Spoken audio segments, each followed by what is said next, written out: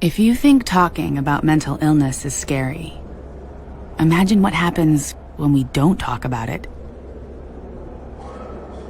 Join the conversation. Visit letstalkstigma.org. Hello, I'm Karl Shallowhorn, board member for the Erie County Anti-Stigma Coalition. And on behalf of the coalition, I'd like to welcome you to the 8th in our series of Facebook Live events, this time focusing on the state of stigma, how trauma and stigma affect veterans across generations. The United States has been fortunate to have a long-standing history of strong armed forces that are supported by literally millions of brave men and women who have sacrificed so much to support the freedoms we all are privileged to have. But this service has a cost. According to the website Statista, comparing the years 2008 and 2019, there was nearly twofold increase of veterans living with a serious mental illness, going from 5% to 9.4% of all veterans. The online resource, Heroes Mile, indicated that veterans deployed to Iraq and Afghanistan in Operations Iraqi Freedom and Enduring Freedom display an 11 to 20% chance to develop PTSD in a given year. For context, that means that of the 1.9 million veterans who served in these operations, between 209,000 and 380,000 will develop PTSD. And last, the National Veteran Suicide Prevention Annual Report indicated there was an average of roughly 17 deaths by suicide for U.S. veterans every day. Since today is Veterans Day, we at the Coalition felt that it was important to shed light on the issue of stigma in veterans. We had a previous Facebook Live centered on veterans, and since we had such a great response, we wanted to revisit this topic. So today, we're going to be exploring this with 4 individuals who have different perspectives. Before I introduce our panelists, here are a couple of housekeeping rules. Our program is for 1 hour. During this time, if you have a question or comment, please type into the text box and we will respond accordingly. Today, I'm joined first by Max Donatelli, a South Buffalo native. Mr. Donatelli enlisted in the U.S. Air Force after high school, served as an aircraft mechanic, and did a tour in Vietnam in 1971 and 72. While there, he also taught English to Vietnamese children. Significant factors at the time were a mandatory draft for all eligible males at age 18 or above, a highly televised Vietnam War with daily death counts, a nationwide anti-Vietnam War sentiment with high-profile protests, and blame placed on returning veterans for the ongoing war. Mr. Donatelli got a BA and MS from Canisius College, worked at Baker Victory Service for 42 years in a variety of leadership conditions, retiring in 2016. He and his wife Joyce are parents of Connie and Craig. Craig was born with Down syndrome and an intellectual developmental disability. Mr. Donatelli has become a recognized advocate for inclusion for people with IDD and involved in numerous organizations, including being a founding member and chair of the Anti-Stigma Coalition. As a veteran, he's also vice chair of the Community Veterans Engagement Board. This 70-plus member organization seeks to provide veterans access to a variety of community supports and services. Next, we have Delcey Pulvino. She's a licensed clinical social worker and readjustment counselor at the Buffalo Vet Center. In this role, she serves veterans and their families with readjustment issues and transition from military service. Delcey has been with the Buffalo VA since 2005. For many years prior, she worked in community mental health and substance abuse clinics. She worked with Amherst Vets Court as their coordinator, assisting veterans with their legal issues to successfully complete treatment programs. She has served 35 years in the United States Army Reserves and currently holds the rank of Sergeant Major. She deployed to Kuwait in 2003, serving as the Chief Wardmaster for the 865th Combat Support Hospital in support of our Operation Iraqi Freedom. She mobilized again in 2003 to Fort Dix, New Hampshire, working with wounded soldiers in a warrior transition unit in support of Operation Enduring Freedom. She mobilized again in 2020 in support of COVID-19 operations. Delcey's married with 4 children. 3 of her children have served in the Navy and Army. Her youngest son is finishing his final year at the University of Buffalo. She has 2 grandchildren and 3 daughters-in-law. Next is Alyssa Vasquez. Alyssa is a mother of 3 and Buffalo resident. She has served 13 and a half years as a geospatial engineer in the active duty Army from 2003 to 2017. While in the military, she deployed twice to Iraq and once to Afghanistan. She also served as a drill sergeant for a combat engineer unit, 1 station unit training unit, and as both the academics and the quality assurance non-commissioned officer in charge for the U.S. Army Survival, SERE, school in Fort Rucker, Alabama. Alyssa was honorably discharged from the Army in March of 2017 and currently works as the Director of Community Integration for the Veterans One-Stop Center of Buffalo in West New York. And last but not least, we have Dr. Paul Harrigan. Dr. Harrigan has been working with the Department of Veterans Affairs and the VA as a treating psychologist for nearly 20 years, caring for veterans and their families. He began his military service as a U.S. Marine in 1988 for 4 years active duty. In 2010, Dr. Harrigan rejoined the military and is currently serving as a U.S. Army Reserve Behavioral Health Officer, having deployed to Iraq in 2016-2017, and also deployed for the Federal Emergency Response for COVID-19 in March of 2020. So I just want to welcome everyone, and before we begin, I'd like to thank all of you for your service to our country. It's sincerely appreciated. So thank you again for being here today. So I'm going to begin by asking a question for all of you. And you heard the statistics I mentioned a few moments ago. And these are, of course, very concerning to say the least. So what do you see as the contributing factors to the mental health challenges that our veterans face today? And I want to start right now, maybe with Max. What do you think? What are some of the factors that our veterans face when it comes to their mental health? Well, thanks, Karl. And, and also I'm really pleased to be a part of this panel and such, recognized folks here, veterans, fellow veterans. So, but I would say that probably major contributing factors is that, when we went in to this service, we were really, conditioned, to really be tough, to be resourceful, to be able to pretty much, be able to do and to do things that a lot of people just can't do or not able to do, and there was a real toughness that was really expected, and I think coming back and back into the community, and even before that, I think there still is a stigma attached to the whole issue of getting help. That if you're experiencing problems with anxiety or depression or whatever it is, it's kind of those things that, at least when I was in, it was many years ago, but it was, counseling was never even talked about as an option when I was in. And, and so I think that there still is that stigma that's attached. And I think that really people, I think end up, keeping a lot of that in. And I think that's part of what the reason is, that I think it's difficult for people to really open up enough to say, I really need some help. Thank you. Thank you, Max. How about you, Delcey? What do you think? Well, some of the contributing factors I think that are happening now, I'm going to speak from the perspective of somebody who's still serving. Sure. A lot of our soldiers who have currently served in operations, some of them will not get the help they need because they think it's going to affect their career. That's one of the biggest challenges I see with people currently serving. So they feel that, if they report any mental health concerns, that it might impact their ability to promote or go to schools and such. Now, the other contributing factor I see with increased mental health issues is, we mobilize a lot. We're not a drafted force anymore.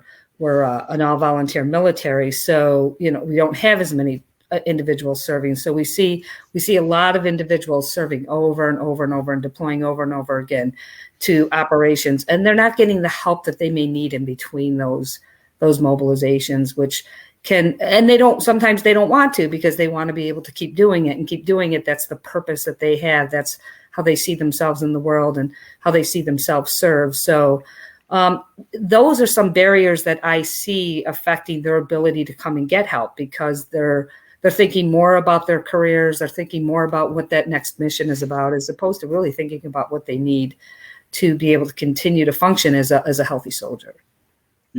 So there's definitely, it sounds like you're saying there's a concern that by coming forward and admitting there may be a problem of such type of mental health concern that might affect them in terms of just the long term and what they have to do. That's understandable. That's not uncommon in many even workplaces, but that's certainly, I think, in the military, like you're saying, Delcey. So what do you think, Alyssa? How about you? So some things that I think contribute to this is, well, I do think that whenever we're seeing increased numbers of mental health, I don't think necessarily that it's an increase in mental health issues. It's just actually a good sign that people are reporting it more than they would have in the past. So I do think that that's positive. One thing that is unique to today's veterans is that the battle space is changing, where you have a lot of virtual engagements and you can't really disconnect from the family here, go deploy. And it's like these two separate lives, where it was in the past, you were deployed away. Now it's you do your operations, you come home and, you're kissing your kids goodnight. And that can really mess with a soldier's or a military member's mentality. So I just think it's very unique challenges with today's battle space. Yeah, for sure. And how about you, Dr. Harrigan? Yeah, I echo the rest of the panel. Our soldiers or service members are socialized to be strong and endure an awful lot. I mean, heck, that's why we have intense boot camps, trainings, and training. And so then folks head overseas or whatever mission they may have. They're coping with their operational stressors in addition to wartime and other dangerous stressors. And I think Alyssa brings up the great point about the virtual world. When I was overseas about 4 years ago, it was interesting because I deployed as a Marine 30 years ago. So between that time span, when we got mail once every maybe 4 or 5 weeks, then for a person to come off of a mission and be able to link right back home, and what that meant for them psychologically and as part of their experience. And we teach a lot of resiliency on my Army side to be strong, and we want that. And then folks get back, and it's sort of this, okay, now I'm back. I performed really well over there. I was awesome. But now I get home and I get angry if the trash can's not in the right spot. What's going on? So people start to get, as a barrier, very self-conscious. And that's why we're having this great discussion for folks say, look, a lot of these readjustment concerns could be within normal limits based on what someone's experienced. And so there is that cultural piece of, oh gosh, do I want to go ask for help? I think a barrier is there what is help? It's kind of a mystery to a lot of people. When I see vets for the first time, it's like, what is counseling? And I'm like, well, it's basically we talk and we try to figure out how to work things out, and they're like, oh, that's it. I'm not going to have to lay down on the couch. And I'm not going to have to take meds. I'm like, no, you don't have to take meds. You don't want to take meds. So there's kind of this mystery of what treatment is. And I think the more we can help people understand. And then there's just the classical, the issues people may have are intense. And so to even talk about them, to think about them is very difficult sometimes. So to think that they're going to go talk to someone and have to talk about it can be really intimidating. So again, when we meet with folks, we try to create a real safe spot for them. Hey, you talk what you want to talk about. We can focus just on the problems at hand. So I think those are some of the other barriers. That's well-rounded answers, everybody. And I do want to remind our viewers that if you have a question, you can feel free to type it into the comments, and we'll be able to try to get to them as we can. So I want to piggyback on what actually Dr. Harrigan just mentioned, Delcey and Alyssa, about the idea of reintegrating and coming back into our communities. What are the challenges that you see in the work that you do directly with the veterans that you work with? Let's start with Alyssa. How about you? I'd say one of the biggest things, and this is something it feels like they've been working on it forever, and I do see light at the end of the tunnel, but just not knowing where to go, the resources. And I know that they're constantly improving the transition programming for actively serving. I got out in 2017, and I had already seen a drastic improvement over what I had heard from my predecessors. But I think that's a huge thing of just not knowing where to go, not knowing what resources are available to you. And obviously I can't speak for the rest of the country, but this area specifically, Western New York, is just rich in resources. There is no reason that a veteran should go without, but unfortunately they do, just because they don't know where to turn and who to connect to. So I think if we could do a better job of capturing them as they separate from the military, we could probably cut down on a lot of issues that veterans face as they transition. Sure. And how about you, Delcey? I think a lot of the barriers already start when they're on active duty or they're mobilized. So for example, a soldier may already be starting to experience depression, anxiety, post-traumatic stress symptoms. They may already start having marital problems or issues returning to work, and or even like trying to get to school. So I think some of those issues begin while they're still mobilized or deployed, or while they're still on active duty. And when they come home, instead of really treating the core issues, which is many of the times is mental health, some depression, anxiety, sense of purpose, they're diving deep into all those issues, and they're not dealing with what they need to deal with at hand. So we see a lot of soldiers at MOB sites. They'll go through their mobilization sites, coming home, or going through their out processing on an active duty base, and they just want to get home. So they're not identifying what their real needs are. So when they come home, they go through this honeymoon phase of return, and they don't really take the time to step back and really think about what they need.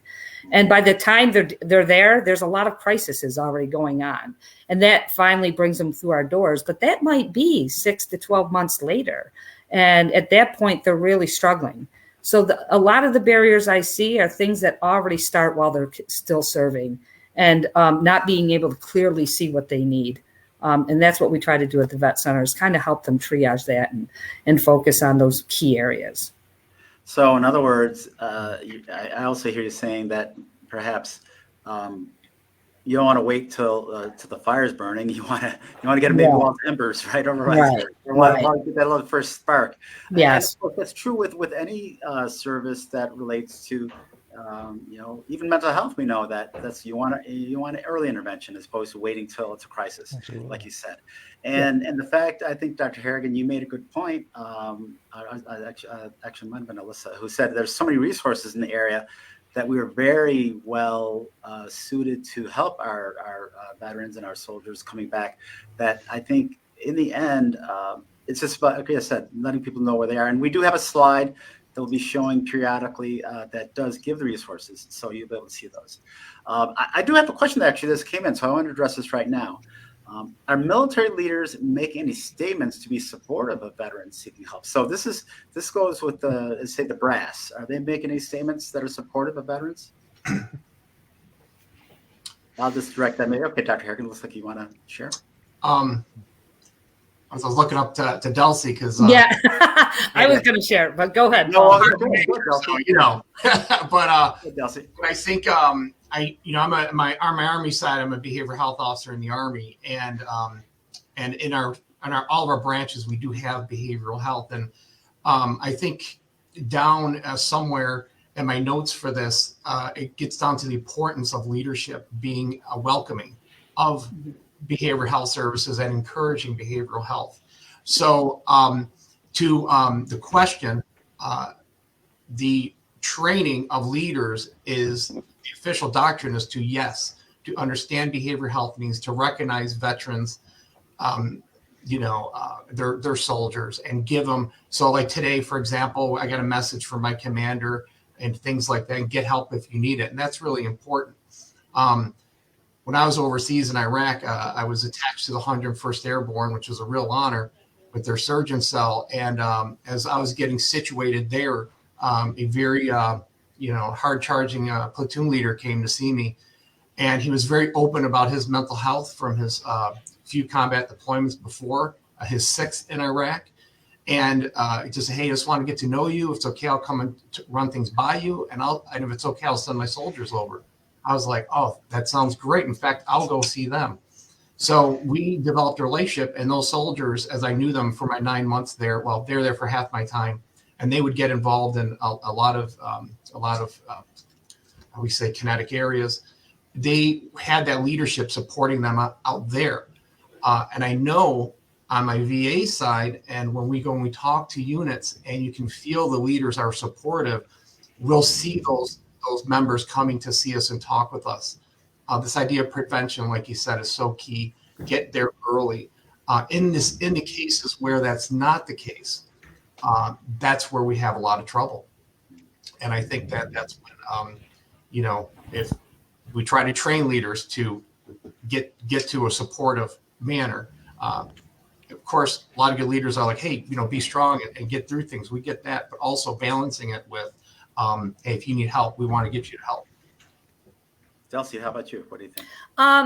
So I am currently a leader in the military. I'm a senior NCO. So I see a lot of this, and I've seen a great deal of improvement over the years in my service as to how leaders approach mental health. And it's been great changes, and there have been many programs instituted for leadership to not only learn, but to enforce. We have the Comprehensive Soldier and Family Fitness Program. We have the Military Resiliency Training Programs. We have suicide prevention programs, sexual harassment programs, EO programs. And all these programs are enforced for leaders to learn and then to train soldiers. So there is a great deal of improvement. I will say from the National Guard Reserve side of the house, it's all about time management and how you get that information out to your soldiers and making it a priority. And, reservists and National Guards, they live dual lives. So those programs are very important because those soldiers are very stressed. And if we don't enforce them programs that are taught to us while we're serving, we really are doing them a disservice. But I do see vast improvements. That's great to hear. And that's very reassuring, I think, for those who may not know. And of course, I think when you for a typical civilian like myself that doesn't understand or doesn't know military culture, to hear that is like I said, very reassuring to know that these supports are in place and that leadership is really behind this and is supporting our members. So Max, you are our senior member on the panel. So of course you served in Vietnam. And as I mentioned in your introduction, there's some differences behind where it was then and that it is now for veterans coming back. So what are some of those differences that you see from then and now? Well, I would like to, I guess the biggest thing that I see is that there has been vast improvement. When we came back, it was very anti-war sentiment at that time. And, we did, many of us at that time did get drafted. I chose to enlist myself, came from a military family. My father was in the Navy. My grandfather on one side was in the Navy as well. And so I just decided that I wanted to do that. However, when I came back and there was a culture at that time, it was very anti-war. Many of us got blamed, coming back. I think that's where a lot of people felt very conflicted. I know I felt very conflicted back at that time, because it was a very unpopular war. And, some of us came back, and I have very good friends that were, called baby killers. There was this, this very unwelcoming. People actually literally got spit on. And, in the airports, where today it's, people have gotten, military folks have gotten cheered, we got jeered. And it was very, very unwelcoming. And one of the things that I would like to give a shout out to the Vietnam veterans, many of them, and I was initially a small part of that with the Vietnam Veterans of America, that really pushed to get help.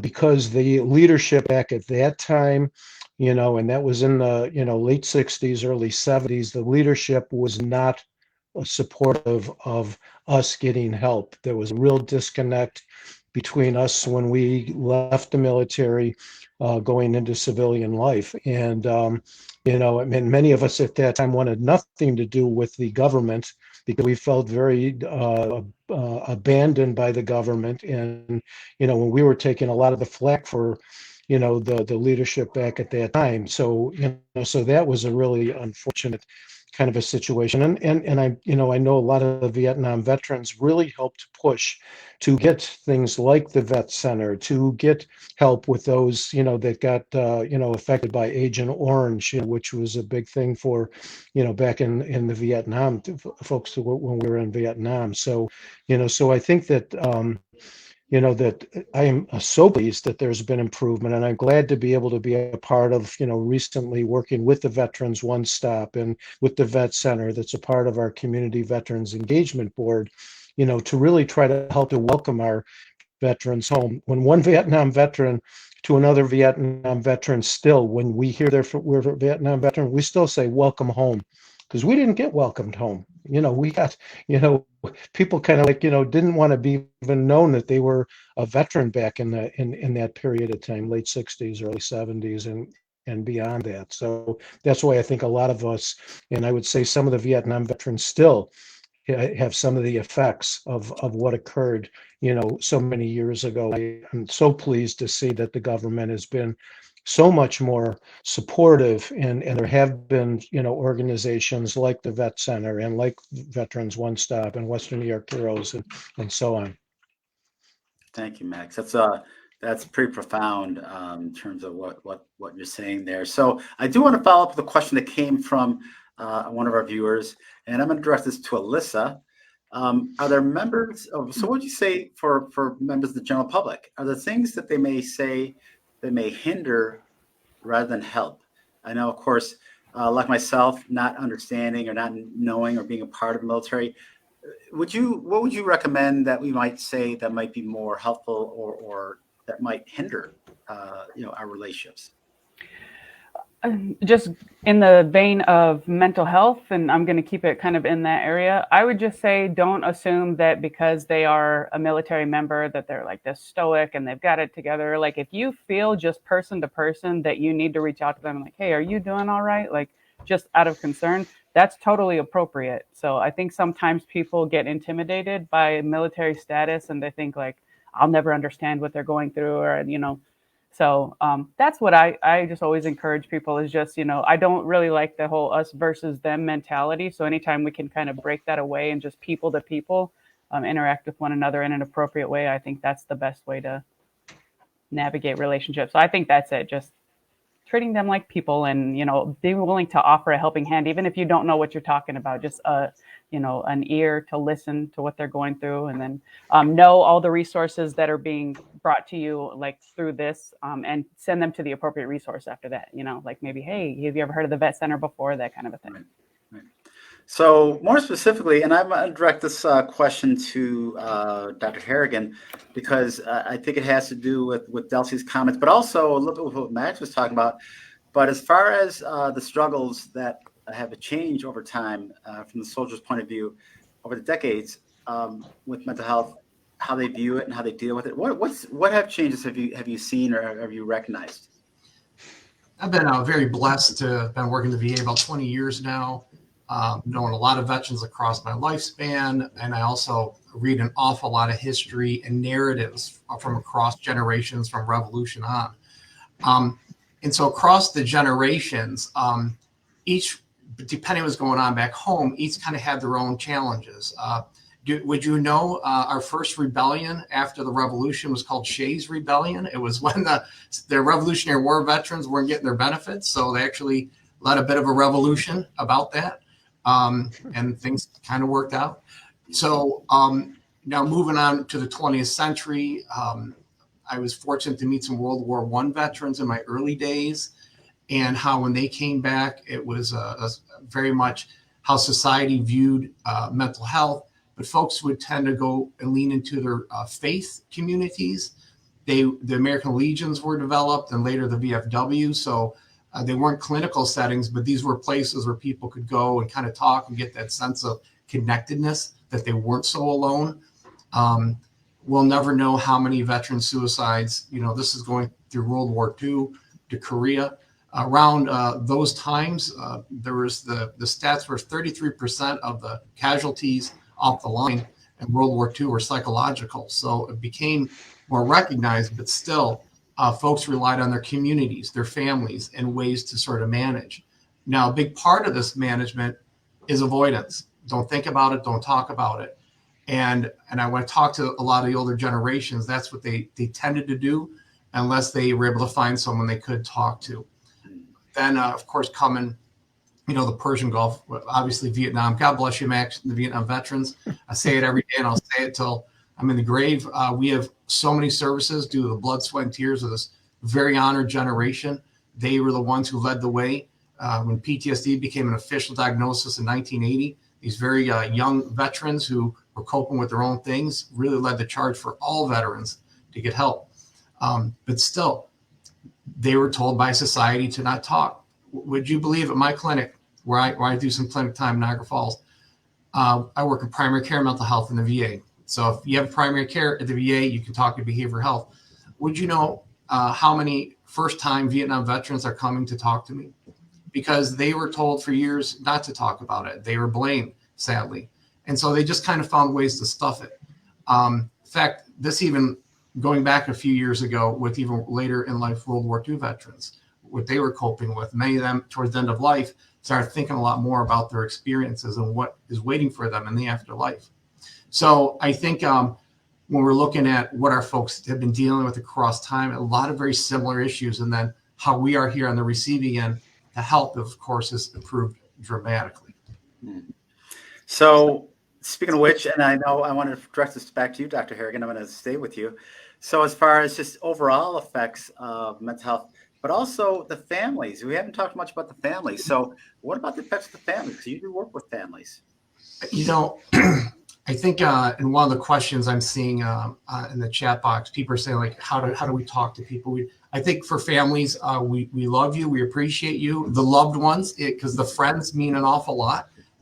Peer groups. I think when someone's going through something, folks really want to help. And sometimes I think our loved ones, they sometimes feel helpless. They don't really know what to do. So they may start giving advice, or they want to. So I always tell folks, ask your vet, how can I help? Not do it this way, how can I help? What's helpful for you right now, and just give them that safe space. The families, of course, they're part of this process the whole way, for deployments, back, forth, discharge, readjustment, go to school, try to get a job. I mean, they're there. So they're a huge part. So I think for our families, just let them know we really, really care. And at the VA, for sure, when we're meeting with our veterans, we love to have the family come in too. It's and they usually enjoy it.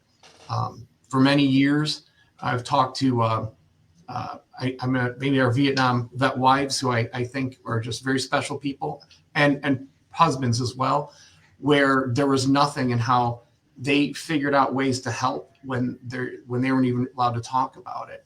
And I think they all deserve a special medal for that. But I think what I've learned, even talking with them about, hey, what was helpful, they have so much to share with us. We have great experiences, we've got cool degrees and stuff, but I love learning from families across generations what helped. And we're surprised. So we want to hear from you, and we're here for the families. And that's important too, because we know family support in any type of situation where they talk about mental health or otherwise is really crucial. So obviously with our veterans, we know that's the same kind of thing. So if you're just tuning in, I'm Karl Shallowhorn from the Erie County Anti-Stigma Coalition, and I'm joined by Max Donatelli, Vice Chair of the Community Veterans Engagement Board, Delcey Pulvino, licensed clinical social worker and readjustment counselor at the Buffalo Vet Center, Alyssa Vasquez, Director of Community Integration for the Veterans One-Stop Center of Western New York, and Dr. Paul Harrigan, a psychologist with the Department of Veterans at the VA. So remember, you can visit our website at letstalkstigma.org to take the pledge to end stigma. Also, if you're connected with a business, organization, or faith community, you can become an organizational member of the Anti-Stigma Coalition. You can find information for this on the website under the Members tab. And you can also submit a comment or a question into our text box if you'd like to address something to our panel. You can do that right now. So I'm going to go back to a question for all of you, and this has to do with our military members being seen or being trained to be strong and invulnerable. And it can make it difficult. We talked about this a little bit already, but it can make it difficult for someone to seek help. And this, of course, is due to the stigma of mental illness. What might you say directly to a veteran who is reluctant? I know that was addressed a little bit before, but I want to go before again, to that same question. I'll just go with let's go with Alyssa. What do you think about that, Alyssa? Thanks. You're muted, Alyssa. Sorry, cardinal sin of Zoom or technology. So I guess my biggest thing that I would tell them is that while you're serving, you're already taking care of yourself, and that, you're keeping your PT up, your marksmanship, your 10-level skills, everything that you do to look out for your battle buddy, you first and foremost have to look out for yourself. And it's no different when it comes to mental health. If anything, it's more important. It's that you can't pour from an empty cup. So I would just say, kind of maybe try to see it through a different light. I know it's kind of always had this spin of you're weak if you're asking for help, but you're not. You're actually very strong because you're speaking out. And anybody, I think any leader nowadays, that culture is kind of starting to shift. They say that the military is a concentrated section of society. And I personally, as a mother of 3 young adults, I see society having a huge shift, and they're really appreciating mental health more. So I do think that that's encouraging. But yeah, take care of yourself. That's what you've always done. Excellent. Max, how about you? Yeah, I think one of the biggest things, and I think it even goes beyond, veterans, is that there really needs to be a better integration of medical help and mental help.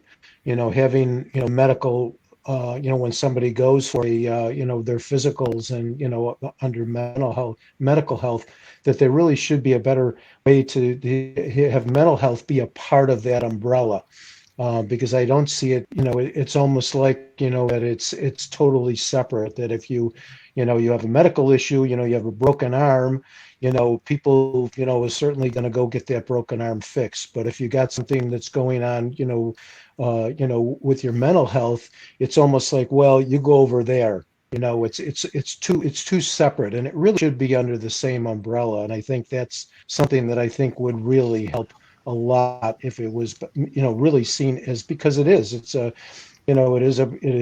can be considered a brain disease, and and it's something that needs help, a different kind of help, and credit to those that are really trying to help support, veterans and others, that are experiencing some pretty serious stuff in their lives. And the only way to have a quality life is to be able to put a lot of that baggage behind you.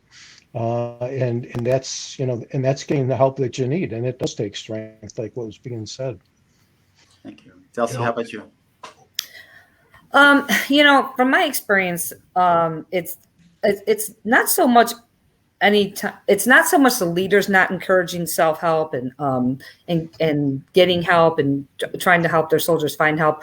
In my personal experience, I'm seeing leaders not take care of themselves as much as they're more concerned about, and they're more concerned about taking care of the younger soldier, and they're held more accountable to taking care of the younger soldier at their levels now. I would say E6 and above. But then what I see is I don't see the leaders taking care of themselves as much as they should. And I have more conversations many times with an E7 than I do an E3, because that E7 is so worried about that E3 that he's not taking care of himself or herself. So that's kind of like the shift change I've seen a little bit, where, their leaders are telling them to take care of themselves, but there's so much on their plate that they're not necessarily doing it, but they're enforcing it. So that's a lot of the conflict I see as far as it goes with self-care and what it's looking like in my battle space right now. Dr. Harrigan, what do you think about this? Oh, I wanted to, Max kind of gave me a good segue into a plug for a program I manage in the VA. So that barrier of primary care is so well said, Max. For a long time, that was missing. And so, in fact, now over the past decade and a half, the VA and on our local sites in Western New York, we have behavioral health providers attached to every primary care team. So we're available for same day. So for example, I do a couple of days in Niagara Falls. If the doc's talking to somebody and that person has a concern, there's no waiting. I'm going to see them. We call that same day access, and we're working so hard with that. Our primary care teams that we work with for behavioral health and the medical center are really such a great team. Our folks really care, and they really appreciate having that support, and so do the veterans. So if someone has that same day concern and they're in primary care, there's someone to talk to. There's no waiting. Of course, for issues of lethality or suicide ideation, this is a real lifesaver. And I think, Max, what you're getting at is just as a culture, whether it's VA or not, that all primary care folks start asking these questions. And I know our VA suicide prevention team, community outreach team, has been working hard and very well with our community to get that important message out. Excellent, excellent. So we have another question from our viewers, one of our viewers. So I'm going to direct this to Alyssa, because Alyssa, I think you might have some insights on this one. Where would community members find a comprehensive list of all the organization events that they can attend or support and donate to locally and volunteer as well? Volunteer organizations. Is there a one-stop nudge hub sort of the list online somewhere that has everything listed in upcoming events? If not, could there be one? So listen, I know you're obviously at the Veterans One Stop Center, so that's why maybe you might have come with this one. And you're muted again. All right. I'm the example of what not to do. I'm sorry. So I will say, obviously, if you are willing to come in office, you can always visit the Veterans One Stop Center. And we do have connection to over 125 local organizations. But if you're looking to be plugged directly into solely a list of people and organizations that are specifically invested in veteran interests, then I would encourage you to reach out to either myself or Max Donatelli. I am the secretary for the CVEB, but the Community Veteran Engagement Board is a group of it is 100% people that are here for veteran and veteran causes. So that I say those two places would be a good place to start. So, but as far as anything that currently exists that you can just go online right now and tap into, unfortunately that doesn't exist, but it definitely can. So the Community Veterans Engagement Board, is there a website or somewhere where people can go to address or find out more information? We do have a social media page, okay, and I can drop that in the chat. Is that a Facebook? Yes, it is. It's Facebook. So go to Facebook and find, so what's it called? I believe it's Western New York Community Veteran Engagement Board. Okay, great. Right. Awesome. Mm-hmm. So I'm actually going to ask a question now, Dr. Harrigan, about specific help from the VA. Now, we know we're talking about just general help and resources just now, but you kind of mentioned a little before, but if someone had a concern and want to, say, go to the local VA hospital or one of the affiliates, where would they go? How would they do it? What would be the steps they would take? Sure. So there's a number of entry points. If a veteran is already enrolled in the VA and they have a primary care team, they can reach out to their primary care team. If it was not an emergency, they could set up just a regular appointment, come on in and get the ball rolling. As folks may have more serious concerns pressing and they need that immediate help, they can do the very same. Reach out to your primary care team. For folks who are linked with our behavioral health providers, of course, they're going to be reaching out to them. But what's really important is we have, in crisis, there's a few options. Always, you could call 911 to have all the health services come right to you to help if you're feeling thoughts of harm to self or even others. Folks can always call the VA hospital. So in Western New York, if they call our main hospital number and say, I want to talk with somebody, we actually have clinical staff in our emergency department who are available. Okay, the number's right there. And when I cover the emergency department, we get calls all the time. Sometimes it's a veteran just does not know where to get something, so we help with something routine to something more serious. The crisis line, the 1-800-273-TALK, we really put it out there for veterans. Press the number 1. That's a 24-hour line. The counselors there, they will talk, provide support, and if you need linkage for services, if you're not enrolled, they're going to explain exactly how to do it. So there's a few ways to do that. Another thing is web world, www.va.gov. You can search locations. So if you don't, for example, we have community-based clinics across Western New York, Olean, Jamestown, Dunkirk, West Seneca, Niagara Falls, Lockport, Batavia outpatient. Not everything is just in Bailey Avenue for our main hospital. So we're here to help. Excellent, excellent. I'll tell you, folks, this is great information and very eye-opening and comprehensive, I must say. I think we're covering a lot of the bases. So I want to go back to Alyssa and Delcey and ask a little bit more about what your agencies do specifically for our veterans who are, trying to reintegrate, like we talked about before, and what they can do, what you all do to support the veterans. So how about you, Delcey? So obviously I'm in the Buffalo Vet Center, and our referral process is simple. We get referrals from all over the place, a lot from the VA. We work very closely with the Buffalo VA. They're a great resource. But if they are interested in services at our location, they can call our main number at 862-7350. We offer individual, group, family, couples therapy. And going back to families, we do a great deal of family work there. We have a marriage and family therapist there, clinical psychologist, Dr. Lorette Laskew, and she is awesome and provides those services as well as the rest of us. We do have certain criteria that you have to fit in order to receive services for us, but you can call our number. We can go over those services with you, over that criteria with you. It has been changing over the past year to fit more of our veteran population and their needs. So we're starting to include more services for National Guard and Reserve.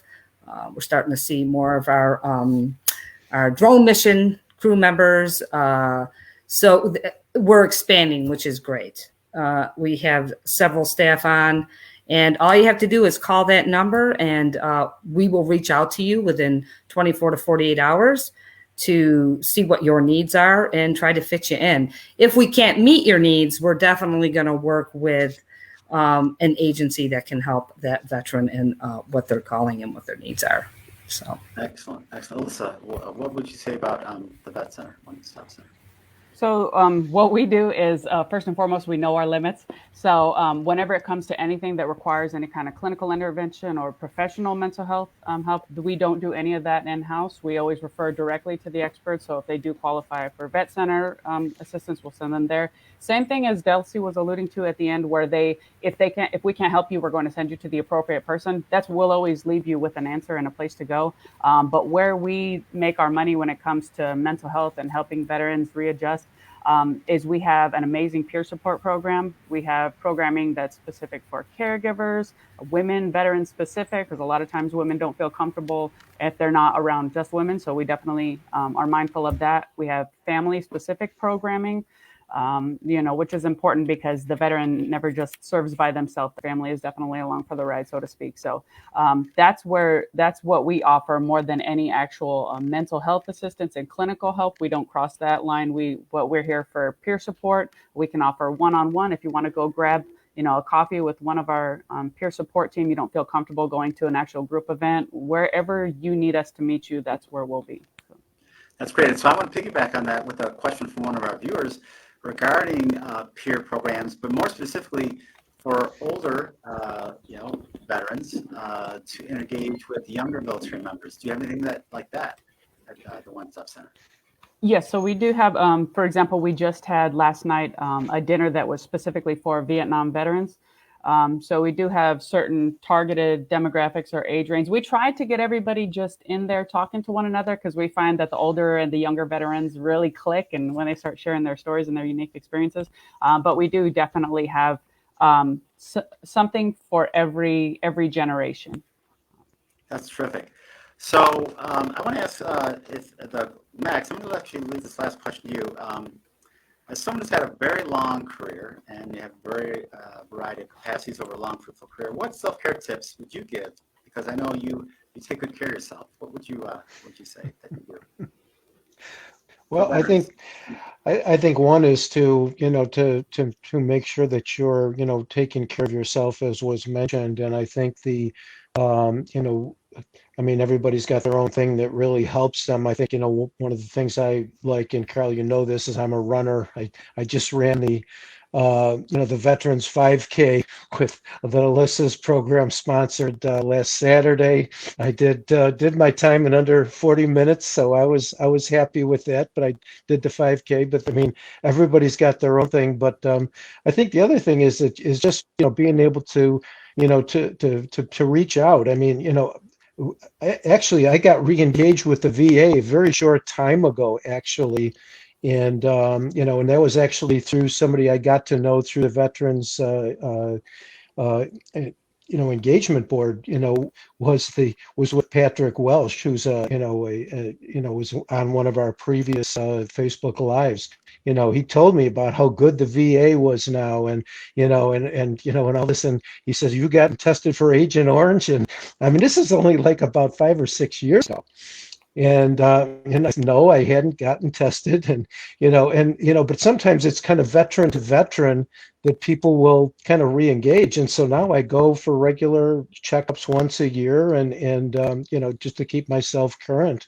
And fortunately, my health has been good, and and I've been able to, with my blessings with my family and friends, been able to I think do well. But I think just being able to have that nice balance, and working, and not being so geared towards a career, but having a good balance, of friendships and family and career and goals and setting goals. And I think the other thing is challenge yourself every day.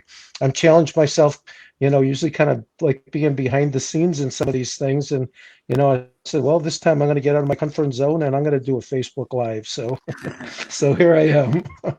It's about time, Max. Yeah, about time. Thank you a lot. Actually, I want to mention, we do have a question that did come in, so I want to try to address it, have one of our panelists address it if possible. And I'm going to direct this to you, Dr. Harrigan. Have recent developments had an impact on the mental health of veterans from other past operations? And I think you might have alluded to this before, but can you expand? Sure.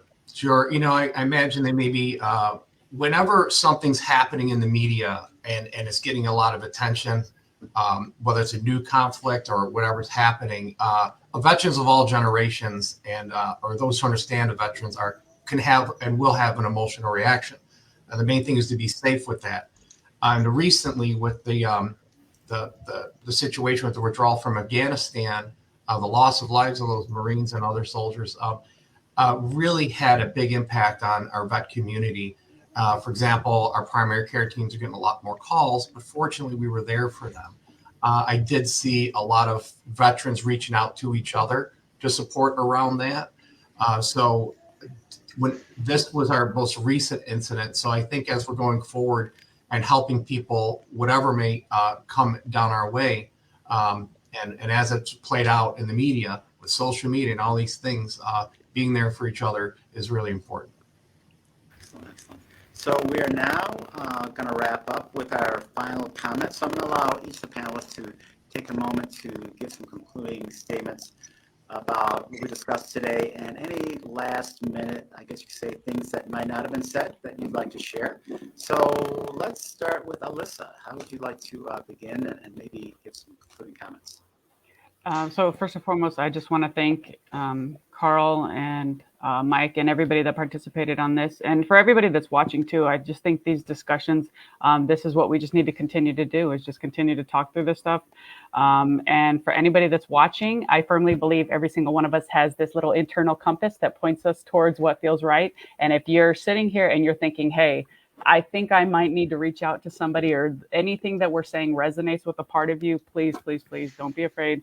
Reach out. And yeah, like I said, it is absolutely a move of strength. So take care of yourself so you can take care of your battle buddies. Thank you. Thank you very much, Alyssa. Max, how about you?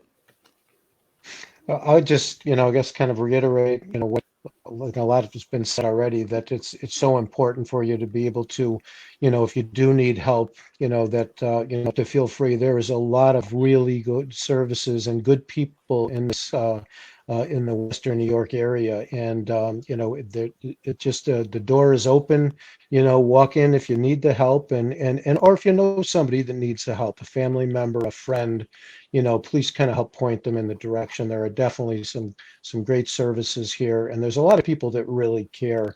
And, I would just say, I'm pleased and proud to be a part of, a veterans organization and, like the Community Veterans Engagement Board and working with these folks.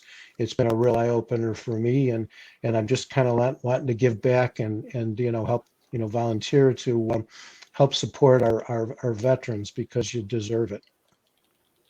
Great. And Dr. Harrigan. I'll mute. Everyone out there, the panel, thank you. This has been such an honor, and I look forward to our continued visits and talks. For anyone out there, veterans, family, if you need help or thinking about it, just as everyone's been saying, please reach out. The main thing is you're not alone. As much as you may think you're alone sometimes, you're not. We are really here for you, and we really care. Thanks. All right. And Delcey, you get the last word. First, I'd just like to thank you for allowing me to be on this panel of awesome individuals today. And the Buffalo Vet Center is here for the needs of our community. It's an incredible place to work. We all really, really are invested in helping our veterans as they transition from a deployment, mobilization, or service to their country, and helping them and their families through that process, and being able to give them other resources that they need to move forward and to feel like they have purpose, because that's really what's most important for them when they do return home, is finding that purpose again, finding that spot in their life where they need to be. And at the Vet Center, we really try to help them get there in many different ways. So again, I thank all the panelists, and I appreciate all your programs and everything you all do, because I think the more we work together, the better we can provide to our veteran community and help them and their families. Thank you. Thank you. And I just have to say on a personal note, I have two family members, actually more than two, but I have two immediate family members who served in the military. My father served in the Korean War, and my father-in-law served in World War II. In fact, my father-in-law, he passed away a couple years ago. His birthday's today. He's born on Veterans Day. And wow. He was a psychiatrist, so he served in World War II as a doctor and was able to help. And he actually worked for the VA for many years. He worked as a VA administrator. So I have very strong ties to the veterans community in terms of my family, and I've always appreciated and felt very privileged, like I said when I began my comments about being able to know that our veterans and our military protect us and keep us safe, and really, in so many ways, get not the credit that you all deserve. So on behalf of perhaps many people, I want to say thank you again for all your service. And I want to thank our viewers for watching today. And a reminder, you can take the pledge to end stigma by going to our website at letstalkstigma.org. If your organization would like to join us in our cause, there's information on the website as well. Just click on the members tab to find out how. Together, we can make this happen. So again, I want to thank our panelists, Max Donatelli, Vice Chair of the Community Veterans Engagement Board, Delcey Pulvino, licensed clinical social worker and readjustment counselor at the Buffalo Vet Center, Alyssa Vasquez, Director of Community Integration for the Veterans One-Stop Center of Western New York, and Dr. Paul Harrigan, who's a psychologist with the Department of Veterans at the VA. I'd also like to thank the folks behind the scenes, Mike Telesco from Telesco Creative Group for his behind-the-scenes technical support, Matt Smith, Chair of the Anti-Stigma Outreach Committee, Carol Doggett from the Mental Health Association of Western New York, and Karen Karaszewski from KKPR Buffalo for their support as well. Be sure to tune in to our next Facebook Live on December 15th that will focus on managing the anxieties of the holiday season. So on behalf of the Erie County Anti-Stigma Coalition, until next time, I'm Karl Shallowhorn. Be well.